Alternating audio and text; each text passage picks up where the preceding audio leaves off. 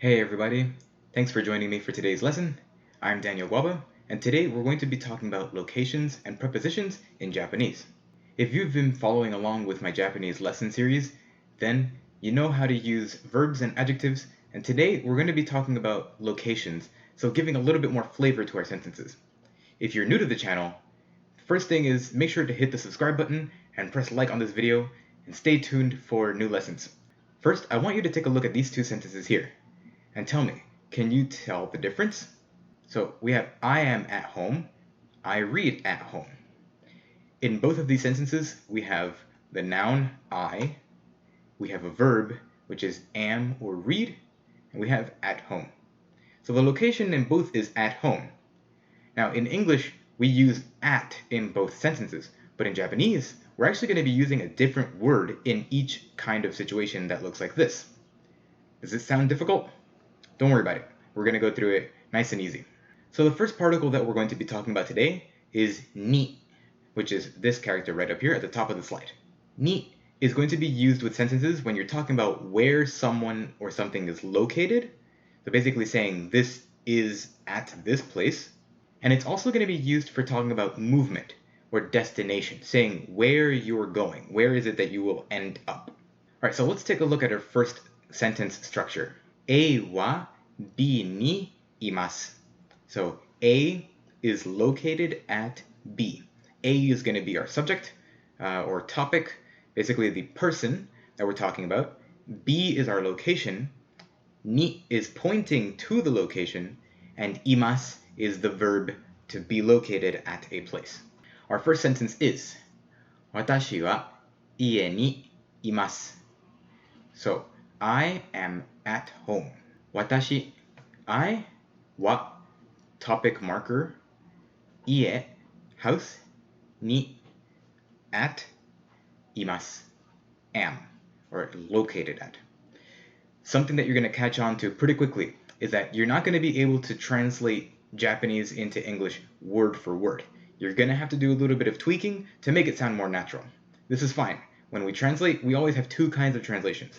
We have literal translations, which is what we don't really want to say, and natural translations, which is the real meaning that you're trying to express using the words that you have.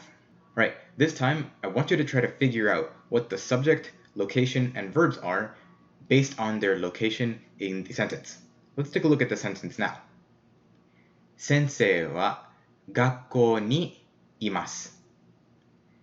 So, you should figure out that sensei is teacher, gakkou is the location, that's school, imasu is the same verb that we used last time, which is to be located at. So, sensei wa gakkou ni imasu. The teacher is at school. Alright, and one more sentence of this structure. We've got our last one right here. Tomodachi wa shigoto ni imasu. So, my friend is at work. Think about it for a second. Which words in this sentence do you think mean friend, work, and to be at? Friend is tomodachi. Work is shigoto. And to be located at is imasu. Alright, that's it for this structure, but we're going to take a look at another usage for ni in just a second. This time we have A wa B ni movement verb. Now, movement verbs are exactly what they sound like. Verbs that have something to do with motion. So, go, come, return, anything like that. So just like in the previous structure, A is still our topic or subject, B is still our location, but this time it's a destination. It's where you want to arrive. Alright, sentence number 1. お母さんはスーパーに行きます。お母さん, mom, スーパー, supermarket, に, telling you that supermarket is the destination, 行きます is go. So, お母さんはスーパーに行きます. Mom goes to the supermarket. Alright, let's take a look at the next one. お父さんは公園に来ます. So, Dad comes to the park. Can you figure out which words mean which in Japanese? You should be able to by now. お父さん, Dad, 公園, park, に, to, 来ます, come. Dad comes to the park. Now, it's important that you pay attention to this here. When you use kimasu and ikimasu in Japanese, you have to be very specific about the movement. If you are saying ikimasu, you are talking about something that is going. And it sounds like you're talking about something going away from you. If you say kimasu, it sounds like the thing is coming towards you. So if we say this sentence here, お父さんは公園に来ます. Dad comes to the park. It means that you are in the park. He is coming to you and you are in the park. Now, if we changed it to お父さんは公園に行きます, that would mean Dad goes to the park. And it's implying that you are not in the park. Because if you were, he would be coming to you. Make sense? Alright, sentence number 3 for this section. なおさんは店に行きます. Okay, so Nao goes to the store. Nao-san. Remember that san is just an ending that we put onto names to make them a little more polite when you're addressing a person. Mise is store. Ni shows you that the destination of the movement is the store. And ikimasu, meaning go. So remember what we just said. We are saying that Nao is going to the store. And because we're using ikimasu, it should mean that we are not in the store. We're not going to meet her there. She is simply going on her own. The movement is happening away from us. Ikimasu. Alright, so let's take a look at our recap for the particle ni. Usage number 1. Ni points to where someone or something is. Usage number 2. Ni points to a destination. It's where someone will end up after they're done moving. Alright, now we're going to talk about the particle de. De is similar to ni because it can be used with locations, but the verbs that follow it are very different, so pay close attention. Let's take a look at our quick intro slide on de. First, de tells us where a certain verb happens. These kind of verbs are going to be activities. Then, de also tells us by what means something is done. This is just a fancy way of saying how is something done. And you can think this can also mean how as in with what tools. Again, we're going to break these down structure by structure. First, we're going to be looking at the usage of de with locations. All right, let's take a look at our sentence structure for the first usage of de. Okay. A wa ex de verb. This means that A does the verb at X. All right, let's take a look at some real sentences and try to understand more about how this works. First, we've got 私はレストランで晩ご飯を食べます. All right, there's a lot going on here, so let's break it down word by word. 私, I, レストラン, restaurant, で at, 晩ご飯 dinner, 食べます eat. We have a couple particles mixed in there as well. Wa is pointing to the topic, meaning it's pointing to me because I'm the topic of the sentence. De, we said, is at. We know that it goes after the thing that is being described. So at what? At restaurant. We've got o after 晩ご飯. So o is the object marker. It tells you what is the thing that is being acted on by the verb. So a literal translation of the sentence is I restaurant at dinner eat. A literal translation. A natural translation of the sentence is I eat dinner at a restaurant. Here's our second sentence using this de structure. We have よしさんは映画館で映画を見ます. So literal translation, word by word, and including what particles are used, we have Yoshi-san, which is Yoshi, wa, pointing to Yoshi as a topic, eigakan, movie theater, de, at, eiga, movie, o is the object marker telling you that the movie is what is going to be affected by the verb, and mimasu, which is to watch or see. So literal translation, Yoshi, movie theater at, movie watch. Natural translation, Yoshi watches a movie, at the movie theater. Right? One last example using this usage of de, we have デパートで買い物をします. So デパート is department store, de is at, 買い物 shopping, o pointing to shopping being the object of the sentence, and します is do. So literal translation: department store, at, shopping, do.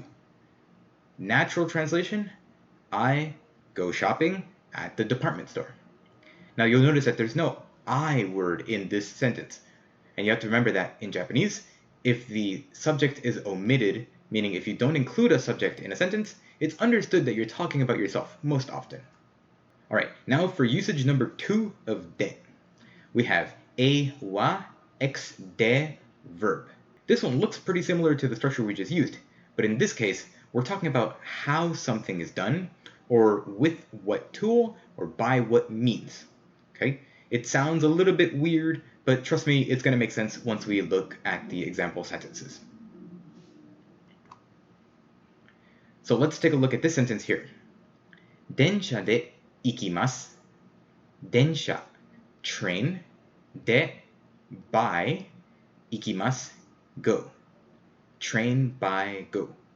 Natural translation: go by train. As in, I go by train.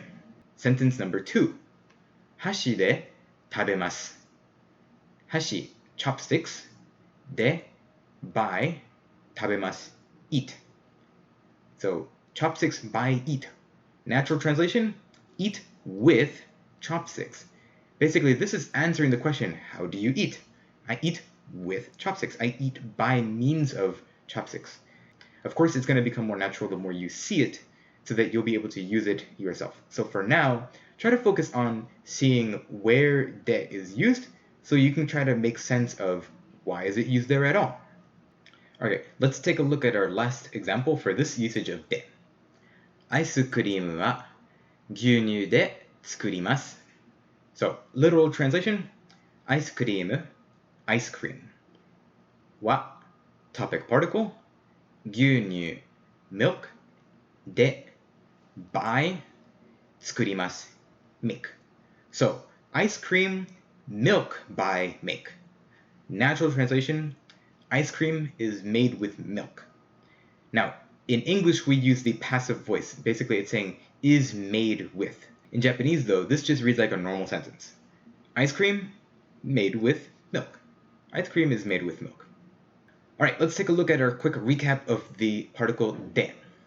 So we know that de talks about where an activity happens, and it's used to explain how or with what tools an activity is done. All right, I hope you've been paying attention because it's time for a pop quiz. So in this pop quiz, I'm going to give you a Japanese sentence and tell you what the words mean. However, there is going to be one spot where you'll see an X. What you need to do there is choose the correct particle that goes where the X is, either ni or de. All right, are you ready? Let's try it out. All right, let's take a look at our first sentence. 友達は喫茶店コーヒーを飲みます. So, friend, cafe, coffee, drinks. So what we have so far naturally translated is my friend drinks coffee, the cafe. So take a second to think. What should go in the X, ni or de? Okay, now let's read the sentence filling in the correct particle for X. 友達は喫茶店でコーヒーを飲みます. The reason that we use de is because there is no verb of motion here. You're explaining where an activity happens. All right, question number 2. Let's try reading this one. 私はオフィスいます. I, office, am. So there might be a hint here as far as the verb goes, but let's see what you think. Do you think this is ni or de for X? Take a second to think about it. All right, now let's read it together, filling in the X with the correct particle. 私はオフィスにいます. I'm at the office. Here, remember that います is always going to use ni with the location where the person is. Haha, now we've got a tough one. We have an X and a Y, which means that we're going to be using both ni and de in the same sentence, but you need to know which one goes in which place. Let's try reading what we have so far of the sentence, try to make sense of it, and then I'll give you some time to think about where the particles need to go. Kuruma, umi, ikimasu. Alright, we have car, beach, go. So we're going to assume that the subject is me. I, car, beach, go. So what particles do you think we're going to use here, and in which location? Try to take a moment to think about it, and don't worry if you don't get it, because this one's pretty tough. But I'll make sure that you understand when we go over it together.